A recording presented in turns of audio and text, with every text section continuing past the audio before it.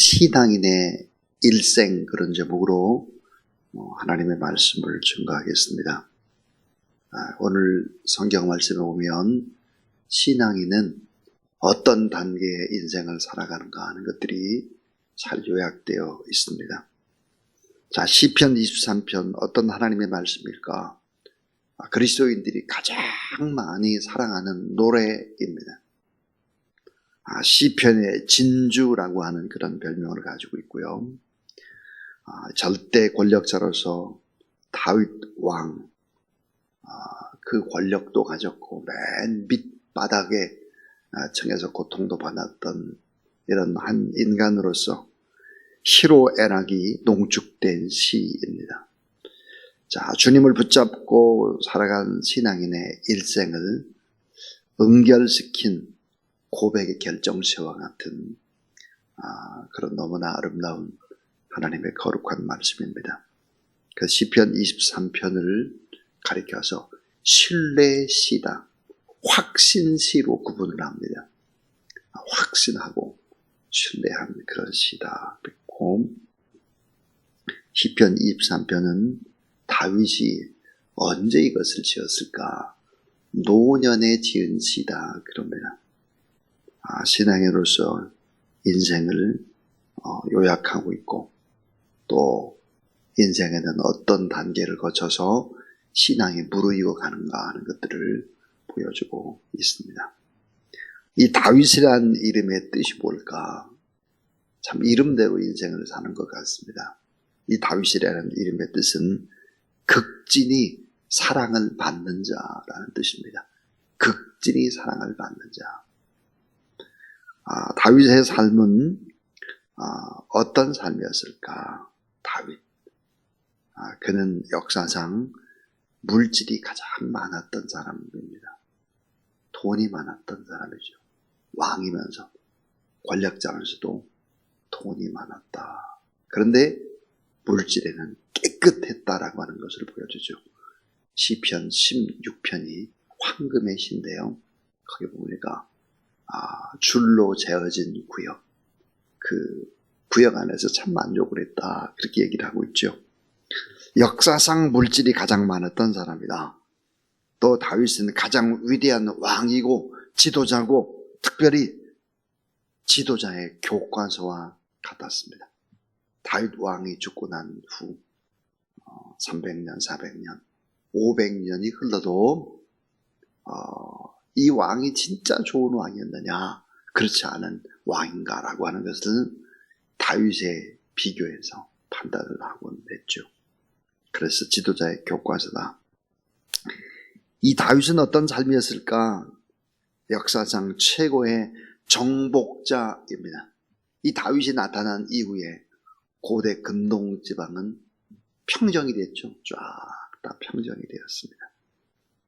그럼 다윗은 어떤 사람이었을까?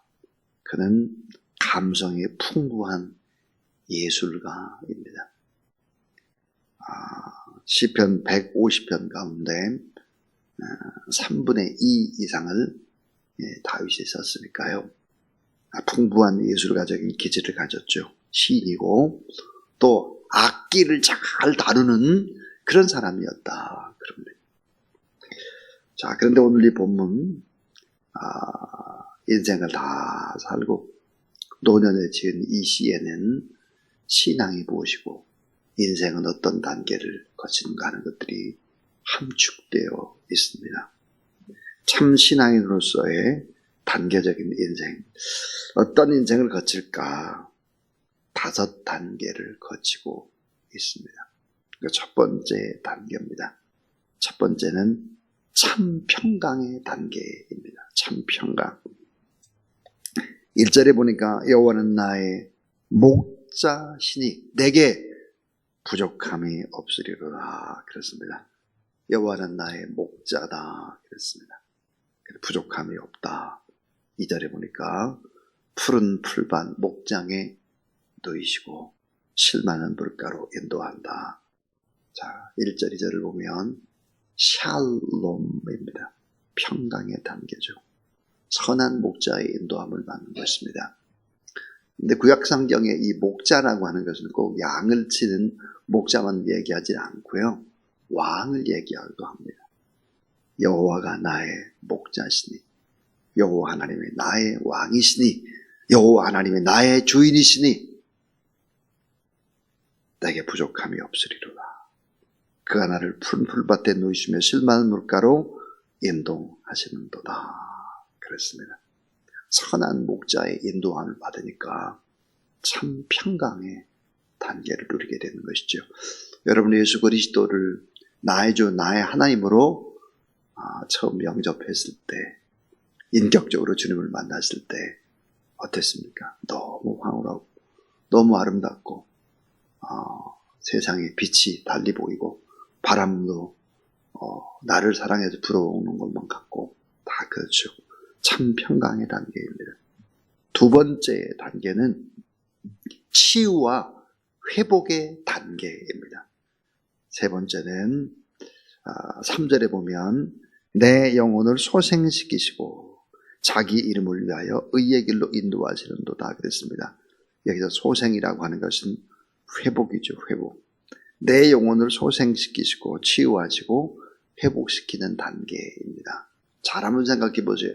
예수 그리스도를 나의 주 나의 하나님으로 영접하고 하나님의 말씀이 절대 진리로 내 안에 들어오기 시작하면 세상 것들, 세상의 가치관, 세상의 세계관, 세상의 인생관, 이게 바꿔져야 되겠죠.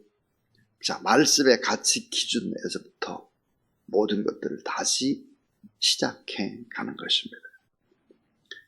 예수 그리스도가 내 인생의 온전한 주인이 될 때까지 계속해서 인생은 갈등을 겪기 시작합니다. 세상대로 살면 안 되는구나. 그걸 버리기 시작하죠. 또 치료받기 시작하는 것입니다. 때로는 이 단계가 아프죠. 때로는 힘이 들기도 하고 갈등을 겪기도 하는 것입니다. 그래서 치유와 회복의 단계가 반드시 있다. 세상적인 때공부를 다 빼내고 하나님의 진리의 말씀을 붙잡고 성령의 능력에 의해서 모든 것을 바라보고 십자가의 관점에서 십자가와 부활, 하나님 아버지의 마음, 이런 것으로 세상을 보기 시작하는 것이죠. 그래서 치유와 회복의 단계가 필요한 것이죠. 자, 제일 중요한 세 번째 단계가 다가왔습니다. 이 세 번째 단계는 사망의 음침한 골짜기, 고난을 통과하는 단계입니다. 사망의 음침한 골짜기, 거기에서 고난을 통과하는 단계가 바로 이제 네 번째 단계인데요. 연단의 단계입니다. 연단. 4절을 한번 우리 같이 읽어볼까요? 자, 시작. 내가 사망의 음침한 골짜기로 다닐지라도 해를 두려워하지 않을 것은 주께서 나와 함께 하심이라. 주의 지팡이와 막대가 나를 안위하시나이다. 자, 내가 사망의 음침한 골짜기, 사망이 뭡니까? 죽음입니다. 죽음의 음침한 골짜기, 죽음의 그림자가 드리운 골짜기를 지날 때가 있다 하는 거죠. 자, 신앙의 5단계 가운데 제일 중앙, 세 번째 단계, 가장 중앙에 뭐가 있나? 고난의 단계가 있습니다. 고난. 믿음이 없는 자는 감람산까지는 갈 수 있습니다. 그러나 골고다 언덕까지는 갈 수가 없는 거죠. 감람산에 가서 기도까지는 할 수 있어요. 그러나 골고다까지는 못 가는 것입니다.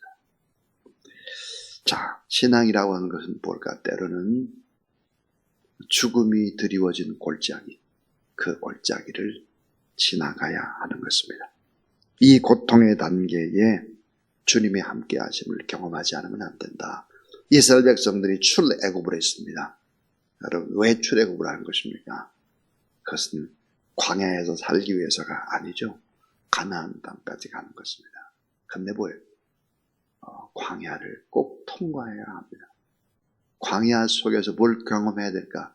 하나님의 은혜가 아니면 안 되는구나. 인생은 만나와 메추라기 하나님이 주시지 않으면 내가 살아갈 수가 없구나. 구름기둥 불기둥이 아니면 나는 다 죽구나, 얼어 죽구나, 이렇게 하는구나. 기도하지 않으면 안 되는구나. 이런 것들을 다 광야에서 경험해야 하는 것이죠. 이런 광야가 없는데 어떻게 인생이 아름다울 수가 있겠습니까? 여러분 한번 생각해 보세요. 요셉의 이야기, 요셉. 그는 정말 형제들 때문에 많은 고통을 받죠. 죽음을 경험합니다. 그리고 노예로 팔려갑니다. 나중에는 감옥 갑니다. 죽음의 처지까지 내려가는 것이죠. 사망의 음참 골짜까지 가는 것입니다. 자, 요셉의 이야기 시편 105편에 보면 요셉이 어떻게 인생을 살았느냐가 함축되어 있는 시가 있죠. 자, 시편 105편 17절부터 19절을 제가 읽어보겠습니다. 한 사람을 앞서 보내셨으며, 여러분 잘 보셔야 돼요. 이 고난이라고 하는 것이 내가 고난을 경험하는 것이 아니에요.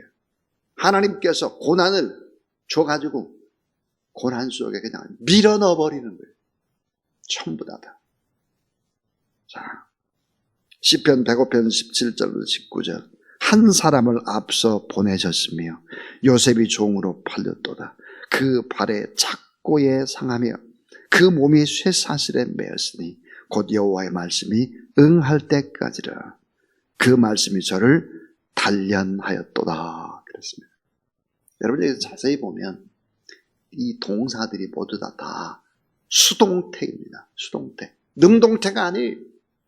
그냥 밀어넣어 버린 거예요. 내가 어찌할 수 없이 그냥 끌려다닌 거예요. 전부 다. 한 사람을 앞서 보내셨으며, 보냈대요. 내가 간 게 아니에요. 요셉이 종으로 팔렸도다. 팔렸어요. 그 발에 착고에 상하며 쇠사슬이 매였어요. 쇠사슬이 요셉이 맨 게 아니에요. 다른 사람이 여겼어요. 그 몸에 쇠사슬에 매였으니 곧 여호와의 말씀이 응할 때까지라. 그 말씀이 저를 단련하였도다 그랬습니다. 능동태가 아니에요. 수동태예요. 끌려가요. 나도 모르게 고난의 과정들을 겪을 수밖에 없는 상황을 이야기하고 있는 것입니다. 도저히 내가 할 수 없어요. 그냥 고난이 올 때 끌려다니는 거예요. 여기저기. 여러분의 인생도 반드시 그러했을 것입니다. 나도 모르게 고난이 나를 끌고 다녔어요. 세상이 나를 그냥 밀고 다녔어요. 이 고난의 과정. 이 고난의 과정이 없이 어떻게 우리가 변화되고 연단의 과정이 없는데 어떻게 정금이 됩니까? 이 과정이 꼭 필요한 거죠. 예수 그리스도를 믿으면 뭐 그냥 룰루랄라 하고 뭐 그냥 기쁘고 즐거운 일만 있습니까? 그러면 사람이 안 되는데. 히브리서 5장 8절 9절에 보니까요, 놀라운 진리의 말씀이 있어요. 뭐라고 되어 있느냐? 그가 아들이시라도, 예수님이 하나님의 아들이라고 할지라도 따라하세요. 받으신 고난으로 순종함을 배워서 온전하게 되었은즉, 자, 그가 하나님의 아들이라고 할지라도 받으신 고난으로 순종함을 배워서 온전하게 되었은즉 자기를 순종한 모든 자에게 영원한 구원의 근원이 되시고 그랬습니다. 하나님의 아들이 연단을 받았어요. 하나님의 아들이 그 연단의 과정을 통해서 사람들을 이해할 뿐만 아니라 순종하는 법을 배웠어요. 하나님의 아들이 그랬다면 우리가 이 과정을 거치지 않으면 어떻게 신앙인이 되고 사람이 되고 어떻게 쓸만한 지도자가 될 수 있겠습니까? 어떻게 좋은 엄마 아빠가 돼요? 불가능한 일입니다. 그렇게 되지 않아요. 사망의 음침한 골짜기, 고난을 통과하는 단계가 반드시 있다. 이건 뭐예요? 하나님의 뜻입니다. 하나님의 뜻. 고난이 올 때는 하나님의 뜻으로 받아들이고 그저 묵묵히 담대히 견뎌내는 것입니다. 어떻게 견뎌? 울면서. 어떻게 견뎌? 비명을 지르고 기도하면서. 거의 수동적으로 끌려가는 거예요. 내가 할 일이 거의 없는 상황. 이런 상황까지 우리를 집어넣을 수 있다는 거죠. 이런 과정을 거치지 않으면 위대한 지도자, 위대한 엄마 아빠, 위대한 선생님 결코 될 수 없어요. 향기 나는 그리스도인 될 수 없다는 사실을 알아야 합니다. 이런 얘기를 하니까 아멘이 하나도 안 나오잖아요. 이게 진짜 아멘인데. 진짜 아멘인데. 그 다음에 이제 네 번째 단계는 원수를 이기는 역전의 단계입니다. 원수를 이기는 역전의 단계. 그 단계가 바로 이제 5절입니다. 주께서 내 원수의 목전에서 내게 상을 차려주시고 기름을 내 머리에 부으셨으니 내 잔이 넘치나이다. 그랬습니다. 원수의 목전에서 진수성찬을 차려주는 거예요. 풍성함과 권세를 다시 누리도록 축복해 주시는 하나님, 능력의 기름 부음이 임하는 단계입니다. 역전되는 걸 다 하나님이 높여주시고 그렇게 하는 거예요. 여러분, 이런 과정이 왜 필요할까요? 이런 걸 다 높여주시고 그렇게 해도 이건 내가 한 것이 아니고 하나님의 은혜다. 하나님이 하셨습니다. 이런 고백 듣기를 하나님이 원하시는 것입니다. 자, 아까 우리 사망의 음처한 골짜기를 통과하는 고난의 단계라 할지라도 하나님이 늘 함께 했다라는 경험. 그래서 주의 지팡이와 막대가 나를 안위했다, 보호했다는 경험. 이런 경험들을 통해서 결국은 다 하나님의 은혜였구나. 이거를 알게 되고, 마지막 5번째 단계는 자, 평생에 누리는 영생의 안식 단계에 들어가는 것이죠. 영생의 안식 단계입니다.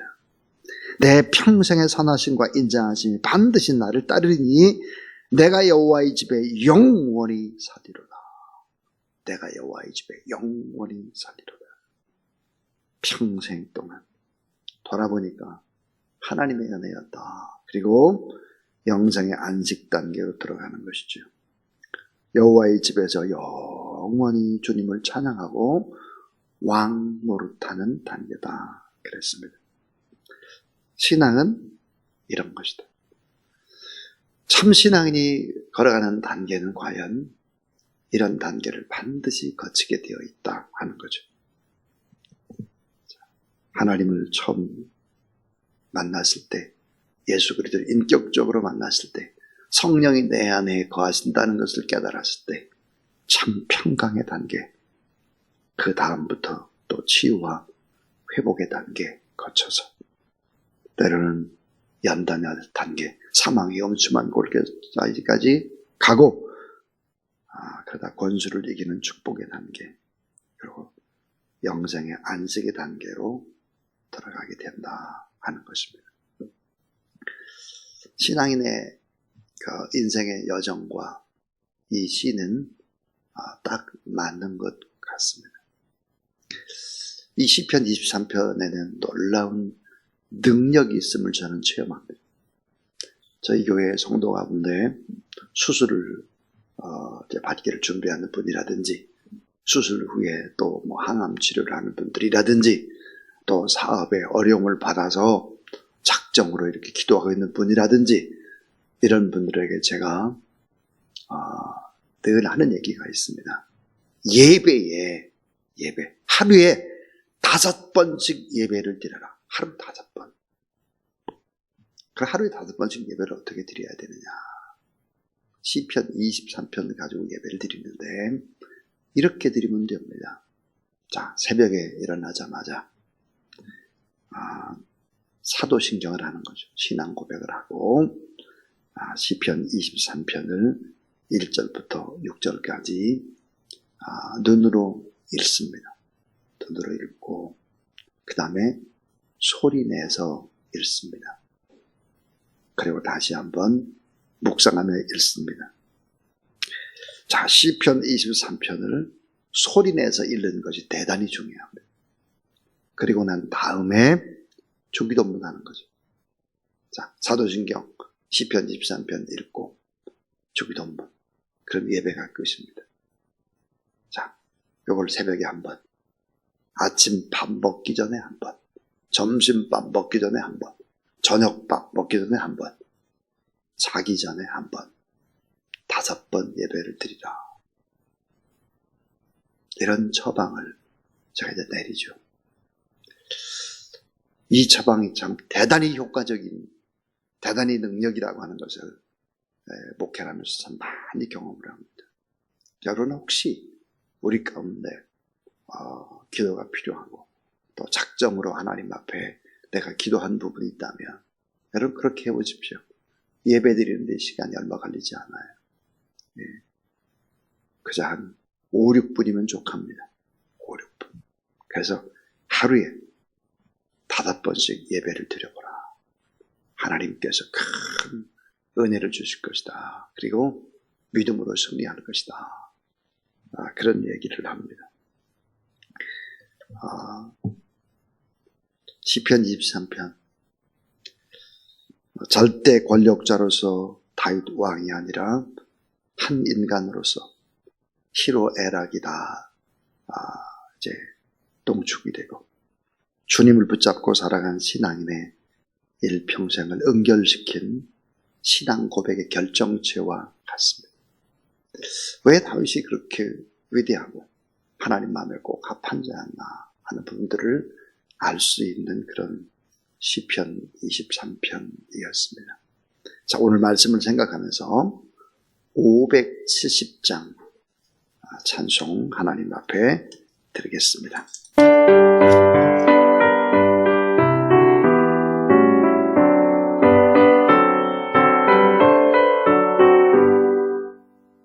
주는 나를 기르시는 목자여, 나는 주님의 귀한 어린 양.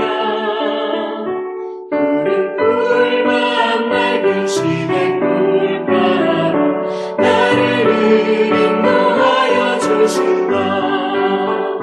주는 나의 좋은 목자, 나는 그의 어린 양.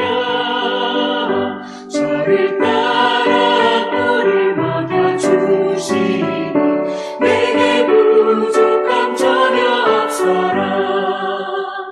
예쁜 새들 노래하는 아침과 노을 비추는 봄나무네. 사랑하는 나의 목자 음성이 나를 언제나 불러주신다. 주는 나의 좋은 목자, 나는 그의 어린 양. 저를 따라 꿀을 먹여주시니 내게 부족함 전혀 없어라.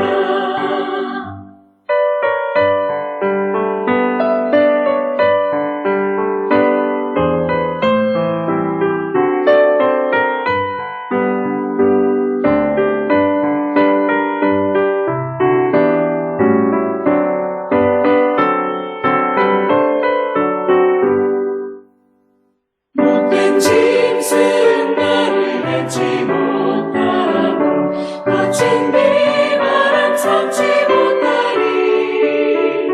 나의 주님 가면 손을 펼치사 나를 주야로 지켜주신다. 주는 나의 좋은 목자, 나는 그의 어린 양. 저를 따라 꿀을 먹여주시니 내게 부족함 전혀 없어라.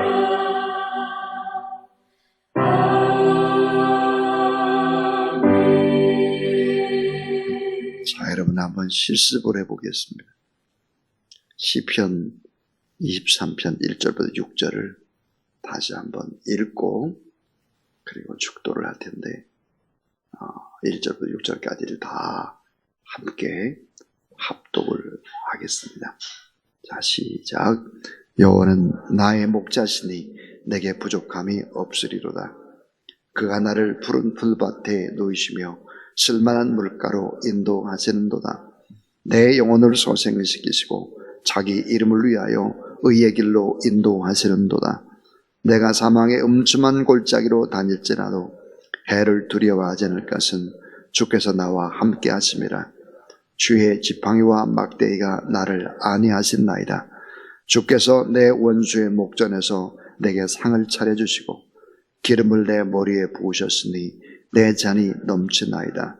내 평생의 선하심과 인자하심이 반드시 나를 따르니 내가 여호와의 집에 영원히 살리로다. 아멘. 참된 목자로서 양된 우리를 위해서 자기의 모든 것들을 제물로 내어주시고 부활하시고 지금도 하나님 보좌 우편에서 우리 위에 친히 기도하며 기다리고 계신 우리 구주 예수 그리스도의 무한하신 은혜와 하나님의 사랑과 보혜사 성령 하나님의 거룩한 역사가 이 새벽도 이 전에 나와서 하나님 앞에 예배드리고 기도하고 축복하는 모든 성도들 머리 위에 고통받는 많은 사람들과 또 나라 민족과 또 저 북한 땅 위에 이제로부터 영원토록 함께하옵시기를 간절히 축원하옵나이다. 아멘.